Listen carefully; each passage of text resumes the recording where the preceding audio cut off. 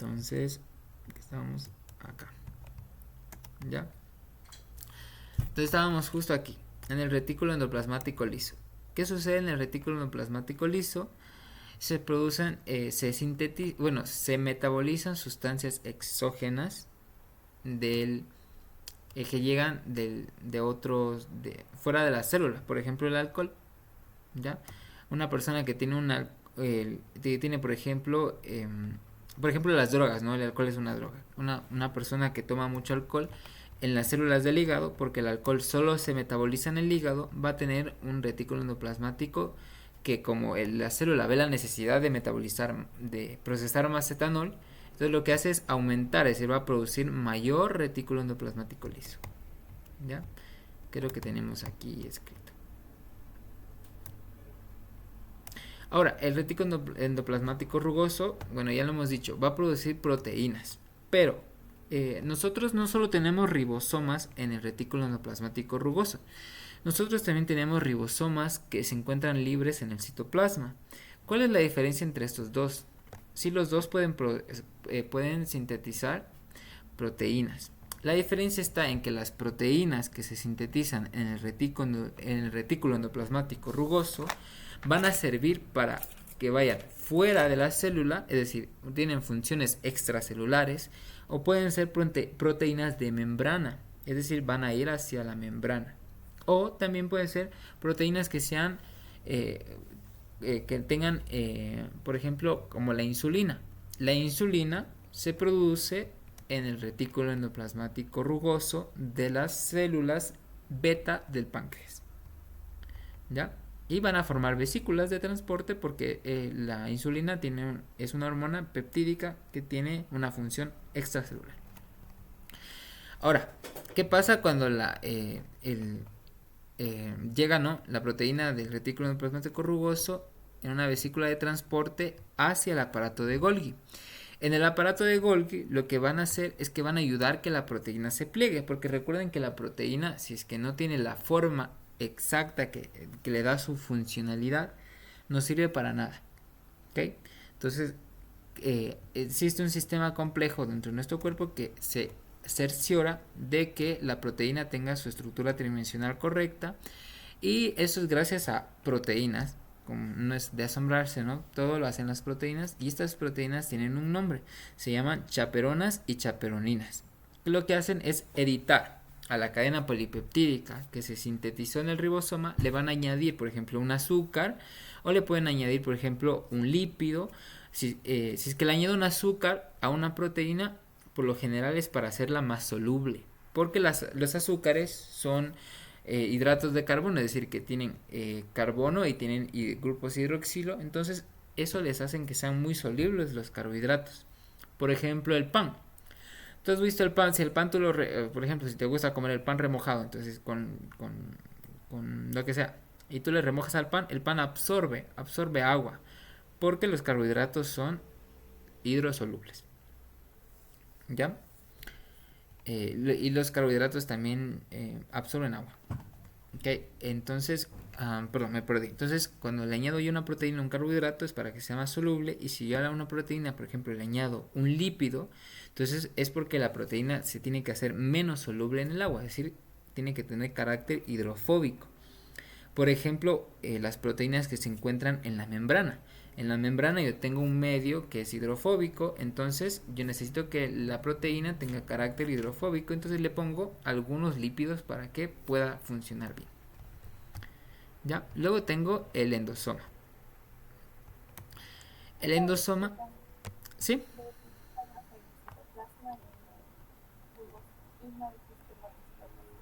Perdón, está como, creo que está un poco tapado el micrófono, no te escucho muy bajito. Sí, estabas explicando lo de los ribosomas en el citoplasma. Ah, sí. Los ribosomas de nuestro citoplasma sirven para sintetizar proteínas que va a ocupar la célula en su interior. Por ejemplo, enzimas, proteínas de carácter estructural. Entonces, esas se van a sintetizar por lo general en el ribosoma libre del citoplasma. Proteínas que no sean tampoco tan complejas, ¿no? Porque las proteínas también pueden adquirir su estructura tridimensional apenas se forma su cadena polipeptídica mediante diferentes mecanismos que vamos a ver de aquí a 3 clases. Y bueno, ahora vamos a ver qué es un endosoma.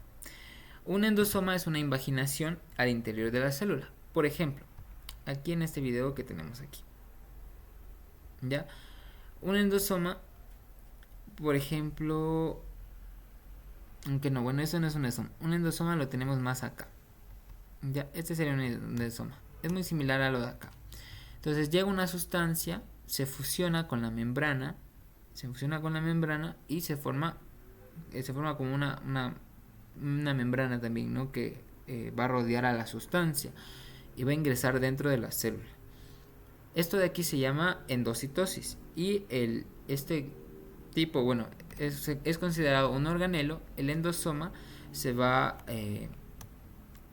a entrar dentro de la célula y cuando la cantidad de sustancia que la célula absorbe es demasiado grande, le vamos a llamar fagocitosis, como lo que hacen las células inmunitarias. Por ejemplo, aquí tenemos unas bacterias que están siendo fagocitadas por un macrófago. ¿Ya? Bueno, no se ve muy bien, pero dice que están señaladas con flechas. A ver dónde estarán las flechas. Bueno, ni idea, pero aquí hay una bacteria que está siendo fagocitada por un macrófago. ¿Ya? Y también hay un proceso que se llama exocitosis, que es cuando, por ejemplo, yo mando algo fuera de la célula. Bueno, aquí tenemos más proteínas que son de membrana, ¿no? Y a ver, por ejemplo, aquí yo aquí voy a hacer exocitosis. Por ejemplo, aquí en la sinapsis. Entonces en la sinapsis llega un ion calcio ya dentro de la neurona, y lo que va a provocar el ion calcio es que se liberen sustancias, como pueden ser neurotransmisores. Puede ser acetilcolina, puede ser norepinefrina, puede ser adrenalina, puede ser dopamina. ¿Okay? Entonces van a ser liberadas por un proceso de exocitosis. ¿Okay? Ahora, aquí tenemos un ejemplo de exocitosis muy común, que lo vamos a volver a ver en el segundo y tercer parcial. Esta es una célula beta pancreática, es decir, es una célula beta del páncreas. ¿Qué sucede en la célula beta del páncreas? Se produce insulina, es la fábrica de insulina del cuerpo. Entonces aquí, ¿qué pasa cuando llega la glucosa? Aquí tenemos un transportador de glucosa. Este transportador de glucosa solo va a permitir que la glucosa entre a la célula cuando haya glucosa en exceso. Tiene nombre, de hecho, este transportador. Pero bueno, no nos compliquemos tanto. Vamos a ver más adelante en detalle nombres y todo. Y aquí dentro de la célula se va a dar la glucólisis y la respiración celular, lo que va a producir ATP. Entonces el ATP lo que va a hacer es cambiar el potencial de membrana de la célula. Lo que va a hacer es que los iones potasio se liberen a través de un transportador de potasio hacia afuera de la célula. Por lo tanto, el potencial de membrana va a cambiar. Como este transportador de potasio, que es dependiente de ATP, es decir, va a hidrolizar ATP y va a mandar para afuera en contra del gradiente. Entonces aquí, por lo general, dentro de la célula va a haber una carga negativa y en el exterior va a haber una carga positiva, por lo general. Entonces, esto está yendo en contra del gradiente. Entonces, ¿qué va a pasar? Acá afuera va a ser mucho más positivo que adentro. Entonces se va a activar un transportador de calcio que va a ir a favor del gradiente, va a entrar dentro de la célula, y el calcio lo que va a hacer es, como vimos anteriormente en las células nerviosas, aquí lo que va a producir es que unas vesículas que tengan insulina van a ser liberadas fuera de la célula y van a ser liberadas hacia el torrente sanguíneo. ¿Ya? Entonces aquí tenemos, esta es la membrana, tenemos proteínas que funcionan como canales porque la membrana es impermeable, y también tenemos vesículas que se unen a la membrana y mediante un proceso de exocitosis. Ahora vamos a recordar un poco los organelos. Los organelos tienen diversas funciones, por ejemplo el lisosoma. El lisosoma es como la señora que limpia de la célula. ¿ya? El lisosoma se encarga de digerir los cuerpos externos ajenos a la célula y también organelos que están dañados, ¿ya? Por ejemplo, digamos que un ribosoma pues ya no tiene las proteínas que están dentro de él, ya no vale, ya está viejito, el ribosoma ya no es útil. Entonces llega el lisosoma, se lo fagocita haciendo como una vesícula muy similar al endosoma, solo que el endosoma no tiene las enzimas digestivas, el lisosoma sí, y va a digerir todos los materiales que tenga el ribosoma y los va a secretar en el citoplasma para que puedan ser utilizados como materiales de construcción. ¿Ya? Por ejemplo, aquí en esta micrografía supuestamente se ve a un lisosoma fagocitando a una bacteria. ¿Qué digo? A una mitocondria. Aquí hay una M de mitocondria, me imagino que esta es la mitocondria. Y aquí está el lisosoma alrededor, ¿no? Que la está digeriendo. ¿Ya? Ahora vamos a ver las vacuolas vegetales. Es el segundo, de hecho es el tercer organelo que se encuentra solamente en las plantas. Tenemos la pared celular, el cloroplasto y las vacuolas vegetales. Creo que sí vimos esto, ¿o no? Creo que esta parte sí me informa más que en las anteriores. Ah, sí, es que acá tenemos otra vacuola. Aquí tenemos otra vacuola. Ajá. Entonces, bueno, aquí tenemos la vacuola. Bueno, ya sabemos la vacuola. Lo que guardan la vacuola por lo general es agua, iones, nutrientes, sales. Y por ejemplo pueden ser, si es que es una mandarina, va a tener ácido cítrico. Si es una manzana, a lo mejor va a tener ácido málico. Y así sucesivamente. Y bueno, tenemos el aspecto clínico. Ya, el aspecto clínico, ¿qué pasa cuando un organelo no funciona bien? Por ejemplo, los lisosomas. En los lisosomas no solamente se degradan organelos, sino también cuerpos externos. Por ejemplo, gangliósidos. Los gangliósidos son lípidos que tienen funciones muy importantes en las células nerviosas o las neuronas. Entonces, ¿qué pasa cuando los gangliósidos no se degradan de manera correcta en el lisosoma? Porque hay una enzima que está defectuosa. Entonces, estos fosfolípidos, porque son fosfolípidos, se van a ir acumulando. Y como se van acumulando, van a producir daño. El lisosoma pues se va a sobrecargar y por el lisosoma no va a avanzar a degradar todos esos gangliósidos. Y esto me va a producir una enfermedad que se llama Tay-Sachs. El Tay-Sachs es una enfermedad caracterizada por retraso mental. ¿Okay? ¿Por qué? Porque como las neuronas no funcionan bien, entonces eso se me va a traducir en una eficiencia pobre de la actividad neuronal. ¿Ya? De hecho aquí tenemos, ¿no? Aquí tenemos la foto. Aquí tenemos un lisosoma y aquí tenemos el lisosoma que está sobrecargado por lípidos. Aquí no, hay que tener un poquito de imaginación. ¿Ya? Y también, por ejemplo, enfermedades como la hipercolesterolemia familiar, que es cuando no podemos procesar bien el colesterol y tenemos altos niveles de colesterol en la sangre. El colesterol en realidad es bueno, porque si no, no existiera en nuestro cuerpo, tiene una función. Lo que pasa es que cuando tenemos un desequilibrio, el colesterol tapa las arterias y evita que pasen la sangre. Y ahí es cuando la presión aumenta y nos puede dar hipertensión. O nos puede dar, por ejemplo, un ataque al corazón. Nos puede dar ¿cómo se llama? Una enfermedad cardiovascular. Y esto sería todo el capítulo 1. Y ahora sí hemos terminado el capítulo 1. Entonces vamos a empezar ahora a ver las 4 biomoléculas a detalle. Vamos a empezar a ver los ácidos nucleicos. Los ácidos nucleicos están formados por nucleótidos, ¿no? Entonces, bueno, vamos a ver. Vamos a empezar.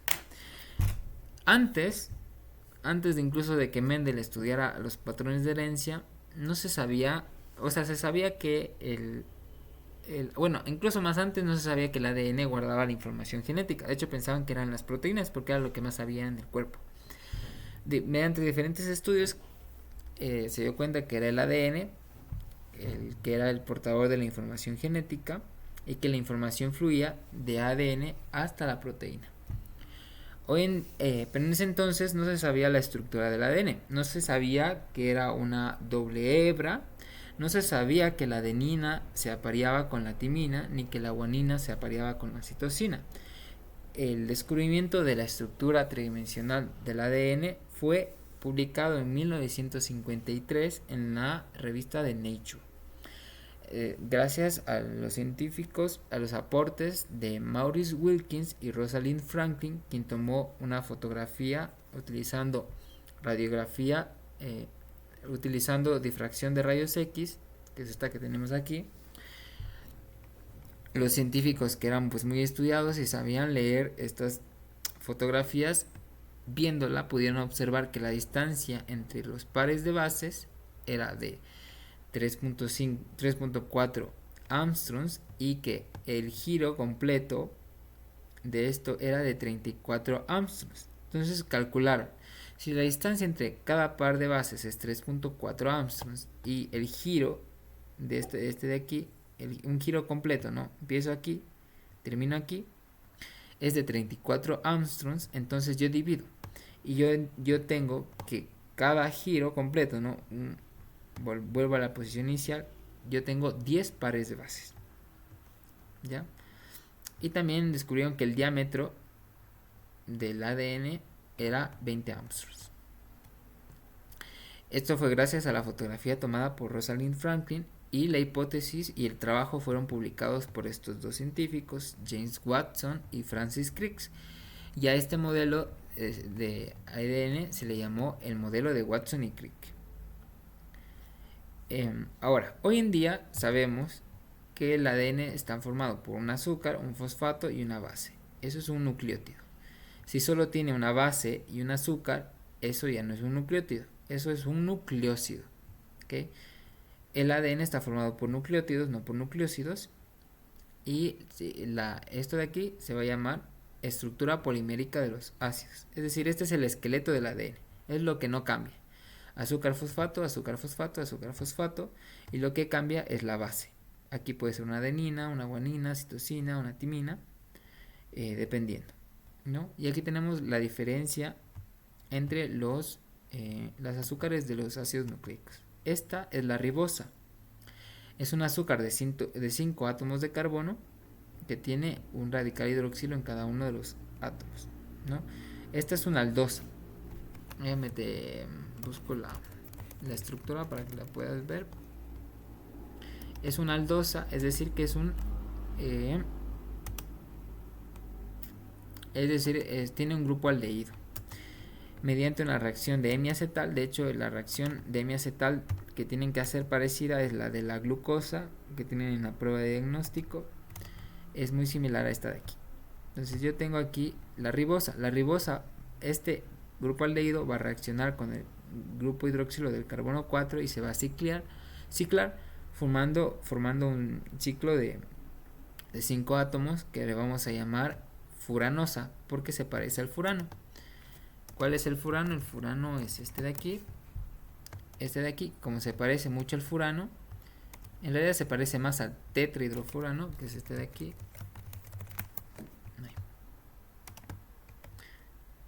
Va a parecer más al tetrahidrofurano, que es este de aquí.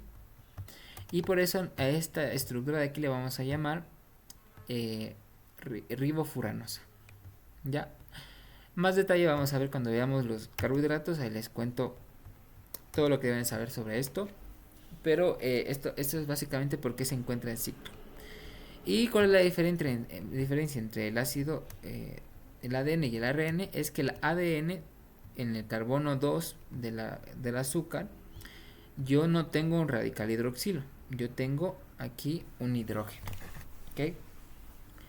¿Qué pasa con eso? Es que el radical, si se dan cuenta, aquí está el azúcar. Entonces ese radical hidroxilo se encuentra expuesto porque las bases nitrogenadas se encuentran dentro del ADN, y fuera se encuentran los grupos fosfatos y las azúcares.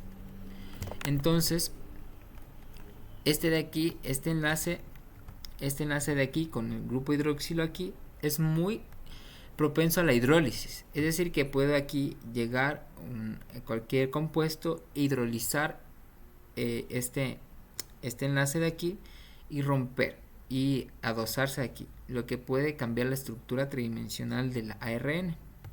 Entonces el ADN, como no tiene este grupo hidroxilo, entonces es más estable, es más resistente a la hidrólisis. ¿Ya? Ahora, aquí tenemos las bases nitrogenadas. Tenemos 4 bases nitrogenadas en el ADN y 4 en el ARN también. La diferencia está en el azúcar y en la base timina. Esta timina solo se encuentra y es exclusivamente del ADN, en cambio el uracilo es exclusivamente del ARN. En el ARN no hay timina, hay uracilo, y en el ADN no hay uracilo, hay timina. Se clasifican en 2 grupos, que son las purinas, porque tienen un anillo de purina, que es este de aquí, que es un biciclo, es un biheterociclo, y las pirimidinas, que tienen un anillo de pirimidina. ¿Okay? ¿Cómo se nombran? ¿Cómo se enumeran? Se enumeran desde el carbono, desde el nitrógeno, en el caso de las purinas, desde el nitrógeno del primer ciclo, del ciclo más grande de 6 átomos de carbono, hacia el otro nitrógeno, hasta terminar el ciclo y comenzar con el otro ciclo. Es decir, 1, 2, 3, 4, 5 y recién empiezo con el otro ciclo, 7, 8, 9, ¿no? No se nombran como los biciclos normales. Los biciclos normales se nombran de esta manera, se numeran, perdón. En cambio este se numera primero en un ciclo y después el otro. Las pirimidinas igual, empiezan del nitrógeno, desde el nitrógeno en sentido del doble enlace hacia el otro nitrógeno, de esta manera, 1, 2, 3, 4, 5, 6. ¿Okay? La adenina tiene un grupo amino en el carbono 6 de la purina, por lo que también se puede llamar 6-aminopurina. Y la guanina tiene un ceto en el carbono 6 y tiene un grupo amino en el carbono 2, por lo que se puede llamar 2-amino 6-oxopurina. ¿Ya? Igual las pirimidinas, pero esa nomenclatura no se usa por lo general adenina y guanina, porque ¿qué vamos a estar diciendo el nombre grande? Porque ese ni siquiera es el nombre IUPAC. El nombre IUPAC es mucho más extenso. ¿Okay? Tenemos la citosina, que tiene un grupo amino en el carbono 4 de la purina y un grupo ceto en el carbono 2. Y el uracilo tiene 2 grupos cetos, en el carbono 4 y en el carbono 2. ¿Okay? Hay algo que se llama aminólisis oxidativa, de hecho se llama desaminación oxidativa, en la que yo a este grupo amino yo lo saco y pongo un grupo ceto. Hay enzimas que de hecho realizan esto, y esto está muy relacionado con una mutación. Por ejemplo, yo tengo una citosina que va en tal lado del ADN y llega una enzima o un compuesto, se equivoca y le hidroxila y le vuelve uracilo. Como el uracilo no está presente en el ADN, llega otra enzima a verificar que todo esté bien y dice, no, a ver, ¿quién me ha puesto aquí un uracilo? Si el ADN no tiene uracilo. Entonces la cambia y la vuelve citosina otra vez. Es decir, hay enzimas que arreglan también los errores de la replicación del ADN. ¿Okay? Y pone ahí una citosina. Luego tenemos la timina. La timina es un uracilo metilado. Y de hecho eso también está relacionado con las mutaciones. A veces al uracilo le metilan y queda una timina, pero el ARN no tiene timina, tiene uracilo. Entonces otra enzima llega y lo arregla. ¿Okay? Bueno, ahora, si se dan cuenta, la base nitrogenada tiene numeración. ¿Okay? Entonces yo puedo numerar la base. Y ahora, ¿qué pasa si yo numero el azúcar? El azúcar del carbono 1 está aquí. Es 1, 2, 3, 4 y 5. Una ribosa. Si yo numero el azúcar, yo voy a volver a repetir los números. Entonces yo voy a tener aquí un 1 y un 1 también de la base. Y cuando yo pues me refiero a los carbonos, entonces yo voy a tener un problema. No sé si es el carbono 1 del azúcar o el carbono 1 de la base. Entonces por eso se ha hecho un convenio en que en el carbono del azúcar la numeración va a ser con un apóstrofe, es decir, 1', 2', 3', 4', 5'. ¿Okay? Entonces este es el carbono 5' y este de acá es el carbono 3', ¿no? 1, 2, 3', 4', 5'. Si te das cuenta, Dana, aquí tenemos toda hélice va a tener un carbono en un extremo 5' y otro extremo que va a ser 3'. Esta de aquí es una representación, es solo una parte de la molécula, pero si es que este fuera el sitio terminal, entonces, o inicial, entonces 5' se va a encontrar o bien unido a un grupo fosfato o bien libre, el grupo hidroxilo libre. ¿Okay? En cambio, cuando sea el extremo 3', siempre va a ser un extremo 3' hidroxilo libre. Es decir, aquí yo nunca voy a tener unido un fosfato, siempre va a ser hidroxilo libre. Por conveniencia, se leen las bases nitrogenadas desde el extremo 5' hasta el extremo 3'. De esta manera. O sea, aquí tenemos el 5' y acá tenemos el 3' libre.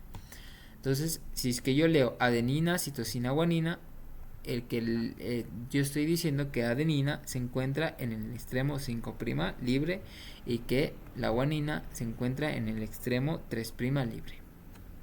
¿Ya? Entonces, es que yo no puedo leer, por ejemplo, esto, guanina, citosina, adenina, porque no estaría representando esta molécula. Sí. ¿Puedes explicar otra vez lo de 3' libre? No entendí. Ya. Entonces, este es el ADN, no está unido por azúcar fosfato, pero ¿qué va a pasar? Va a haber un lugar donde yo ya no tenga más nucleótidos. Okay, por ejemplo, aquí digamos que este es el final del ADN. Entonces aquí voy a tener un extremo 5' que ya no se una a otro nucleótido. Y yo acá abajo, si es que es el final, yo voy a tener un extremo 3' que ya no se va a unir a otro nucleótido. Entonces va a ser el extremo 3' y el extremo 5'. El extremo 5' no va a estar unido a otro nucleótido, pero sí puede estar unido a un grupo fosfato o puede tener un grupo hidroxilo libre.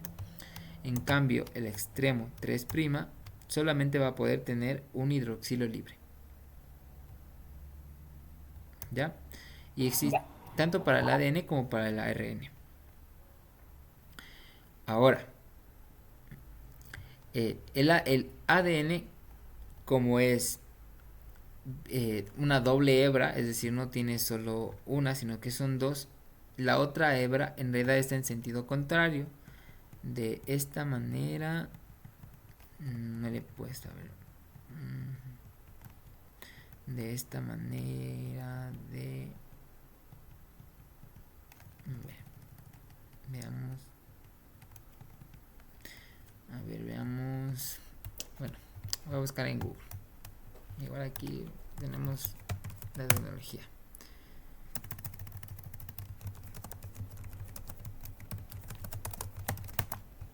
Ya, entonces tenemos aquí. Ya.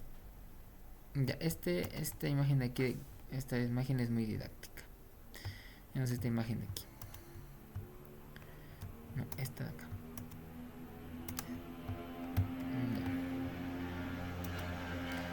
Ya.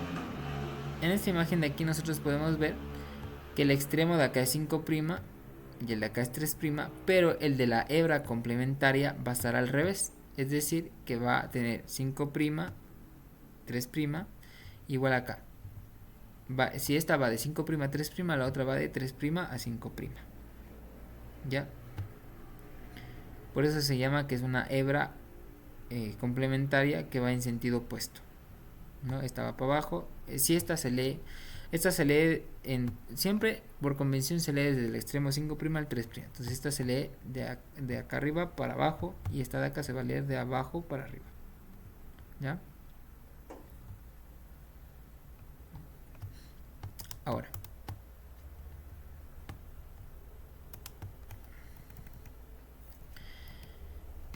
Ahora, existe una nomenclatura para cada nucleótido, ¿no? Porque hasta ahorita adenina, hemos visto, solo es el nombre de la base. Si la base se une a un azúcar y el azúcar es la ribosa, se va a llamar adenosina. Si la base se une a un azúcar y el azúcar es una desoxirribosa, se va a llamar desoxiadenosina. Si la base es una purina, va a terminar en sina.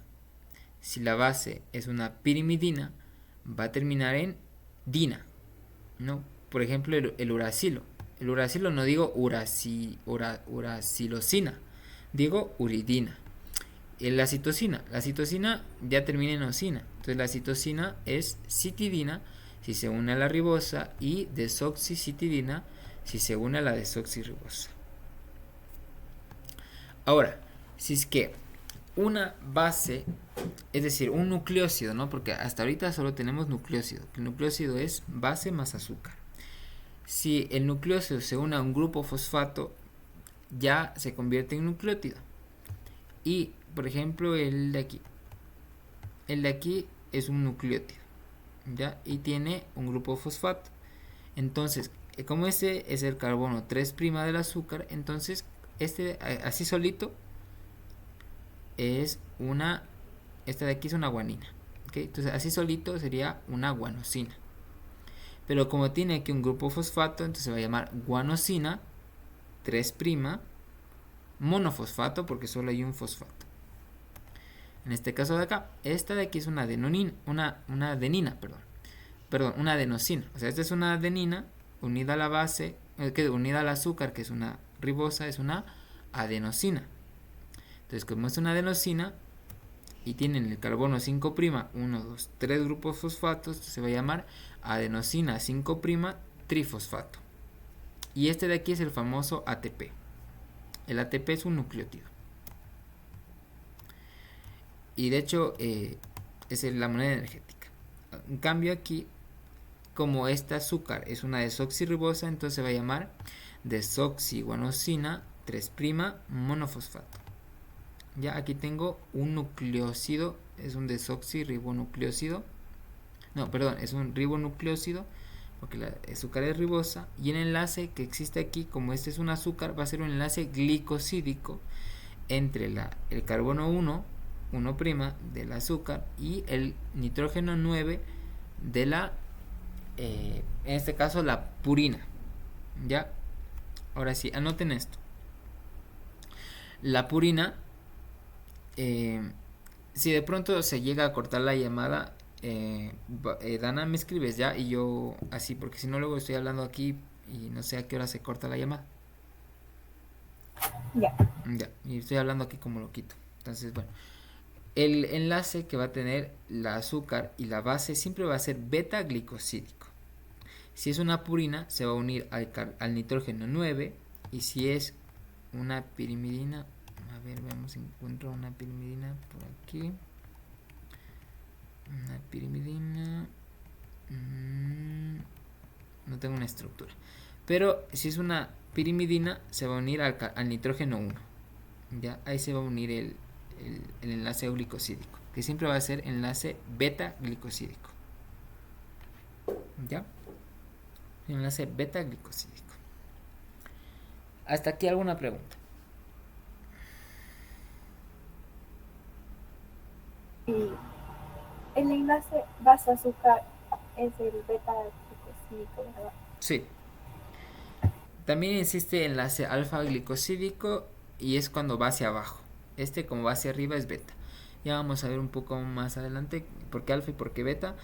Solo que si vemos todo de una sola, nos vamos o sea, es mucha materia. Entonces no hay que centrarnos, porque si vemos estos enlaces tendríamos que ver otras cosas más para complementar la información.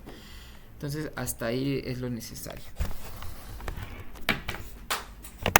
Ya, nomás le conecto la laptop. Ahora, en el ADN yo solo tengo nucleótidos con un grupo fosfato. Por ejemplo, aquí en este esquema tengo un grupo fosfato, tengo base, nucleócido más grupo fosfato, nucleócido, grupo fosfato, nucleócido, grupo fosfato. Es decir, que todos son monofosfato. Entonces, cuando yo quiero referirme solo al nucleótido del ADN o cualquier nucleótido libre que tenga solo un grupo fosfato, yo puedo utilizar la nomenclatura ATO. Entonces, si es una adenosina que está unido en el carbono 5', que es, entonces yo le voy a denominar adenilato. ¿Ya? Si es una guanina, le voy a llamar guanilato. Y si es una si es un uracilo, le voy a llamar uridilato. Y eso, cuando yo pongo adenilato, significa adenosina 5' monofosfato. ¿Ya? ¿Qué pasa si es que el azúcar no es la ribosa, es la desoxirribosa? Entonces yo le voy a llamar desoxiadenilato, desoxiguanilato, desoxitimidilato y desoxicitidilato. ¿Por qué el desoxitimidilato tiene un asterisco? ¿Okay? Es para demostrarnos que el desoxitimidilato, la timidina, solo se encuentra en el ADN. Si yo sé que la timidina se encuentra solo en el ADN, entonces yo no necesito poner desoxi, yo puedo poner solo timidilato, porque yo sé que en el ARN no voy a tener yo timina, entonces yo sé que si es que digo timidilato, la timina fijo es desoxi. ¿Ya? Ahora, los seres humanos nosotros tenemos alrededor de 6.000 millones de pares de bases de información.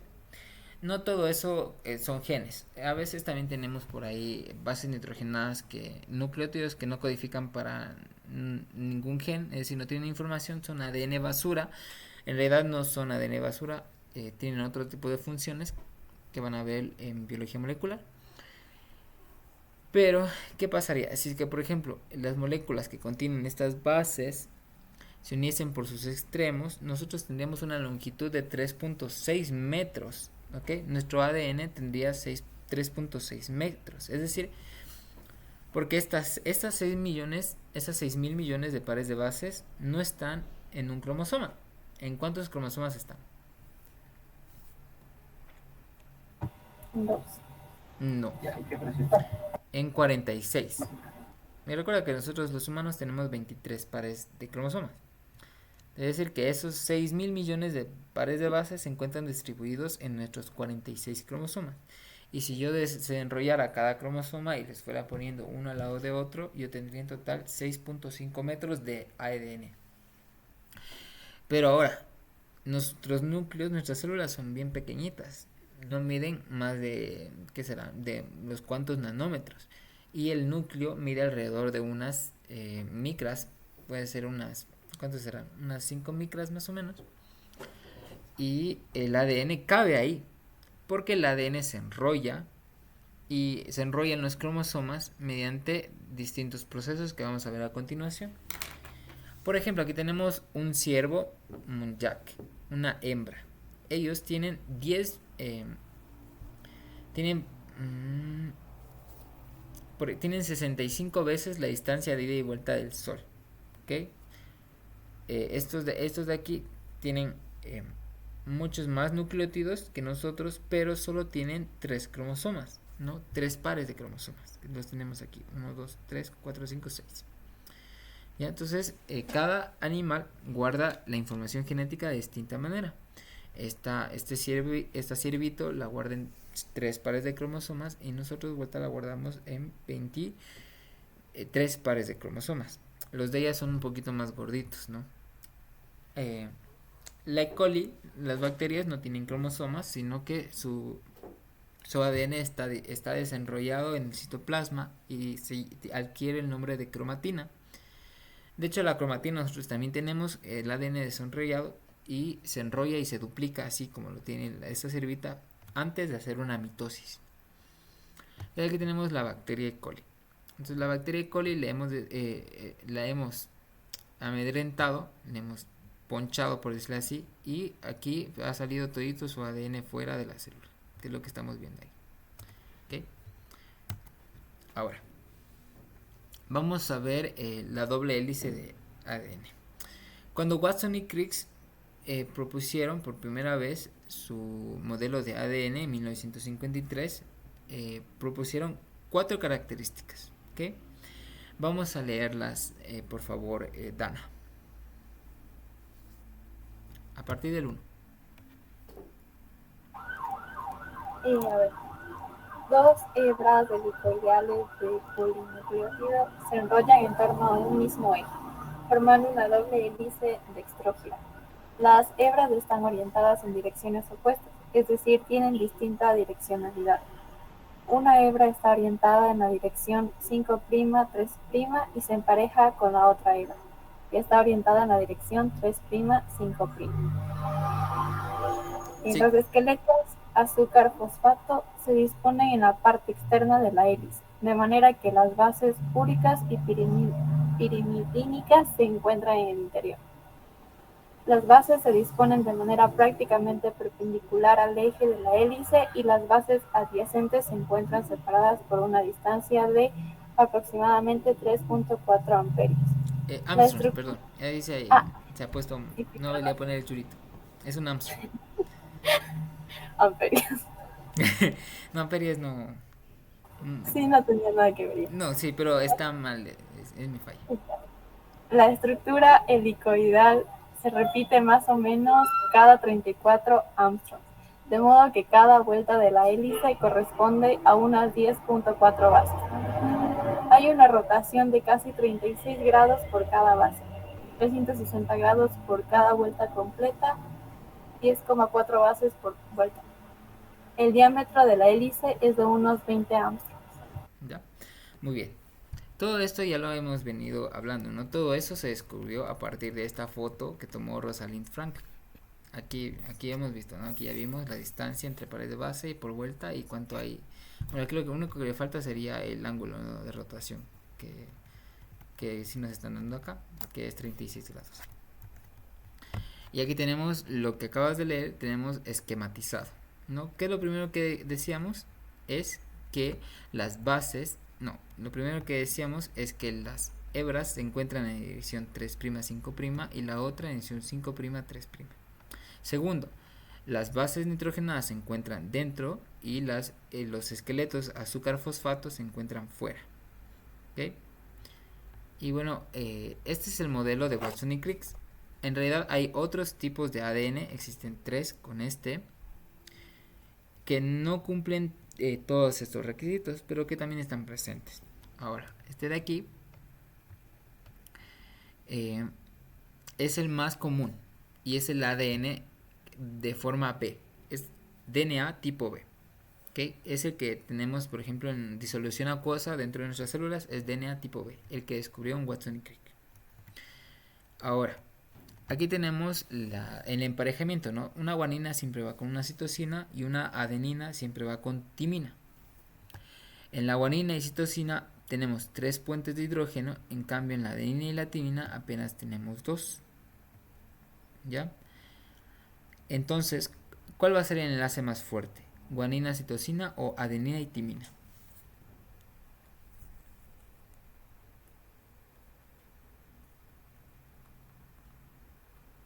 Guanina, citosina.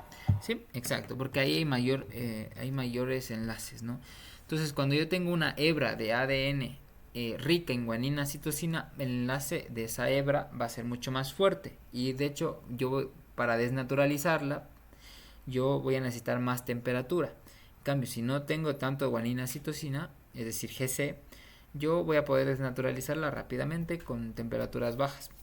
Nuestro ADN humano se desnaturaliza, es decir, que se despegan las dos hebras a una temperatura de 92 a 95 grados centígrados. ¿Ya? Y bueno, ahora, como vemos aquí, las bases nitrogenadas están en el inicio y dentro va a haber un efecto hidrofóbico, porque estas bases nitrogenadas de aquí van a tener una nube electrónica. Justo aquí, ¿no? Donde tenemos aquí los dobles enlaces, ahí va a haber una nube electrónica por el enlace pi y esas van a interaccionar entre ellas, las bases, y aquí van a los carbonos y los orbitales de los carbonos. Siempre que haya carbonos va a haber fuerzas de Van der Waals, porque los carbonos son hidrofóbicos. Enlace carbono-carbono es hidrofóbico. Entonces aquí va a haber fuerzas de Van der Waals que van a hacer que la molécula también sea más fuerte. ¿Okay? Y bueno, luego tenemos que la estructura de la replicación del DNA es semiconservativa. ¿Qué significa que es semiconservativa? Es decir, yo no produzco, por ejemplo, a partir de una molécula madre de DNA, yo no produzco una molécula hija por completo, sino que yo tengo, sino que esta hebra se desnaturaliza, se divide en dos, y parte de esta va a ser de la hija, la mitad, y la otra va a ser el DNA sintetizado de nuevo. Y esta de acá también va a ser parte de la célula madre de la mitad y la otra mitad va a ser de la célula hija recién sintetizada, ¿no? Y así sucesivamente. ¿Cómo lo descubrieron? En la E. coli, que es una bacteria del intestino, que necesita nitrógeno, ¿no? Para producir sus bases, porque las bases necesitan nitrógeno. Miren, ahí tenemos un montón de nitrógeno. La fuente de nitrógeno que le pusieron a esta bacteria fue un isótopo. No, si sabemos que es un isótopo, ¿no? No es un átomo que tiene el mismo número atómico, pero distinta masa atómica. ¿Sí? ¿O es al revés? Corrígeme si me equivoco.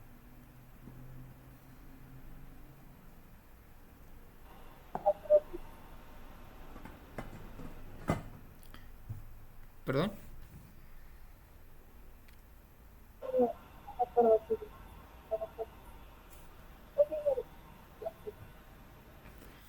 Bueno,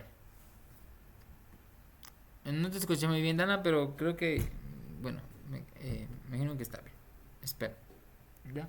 Entonces, ¿qué pasa? El nitrógeno 15 es un isótopo del nitrógeno pesado.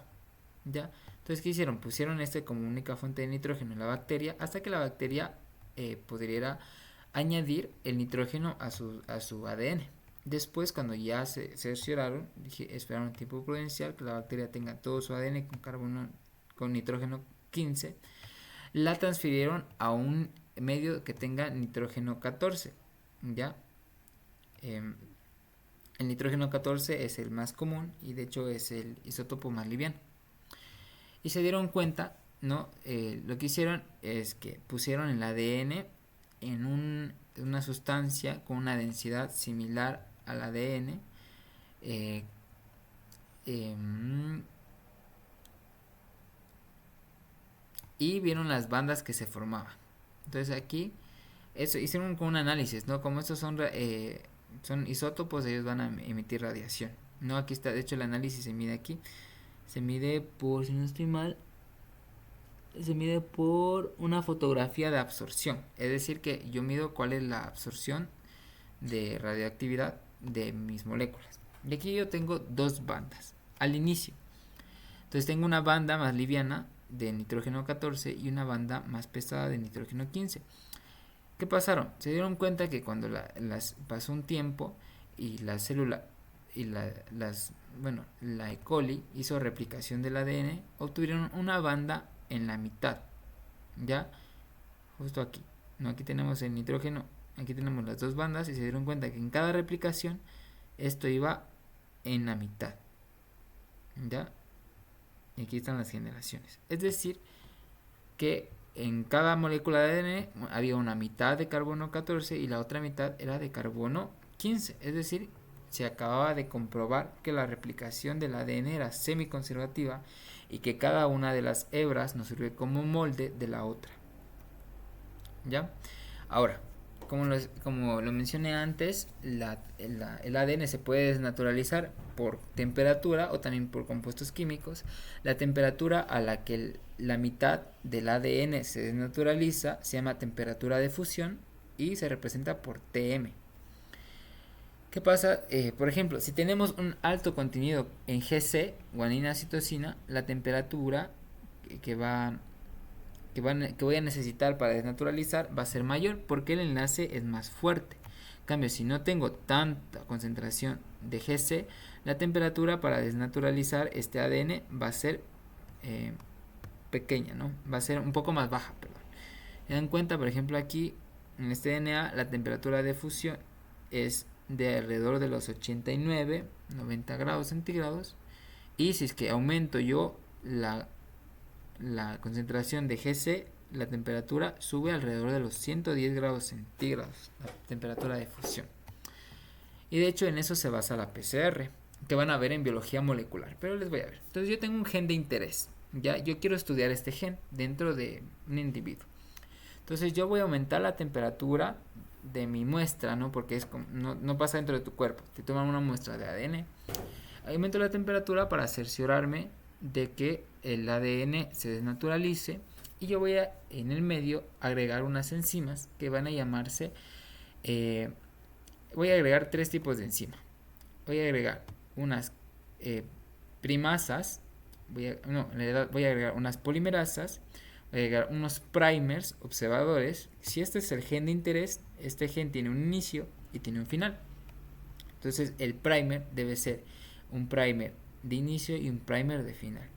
Y esos primers se llaman primer forward y primer backward. ¿Ya?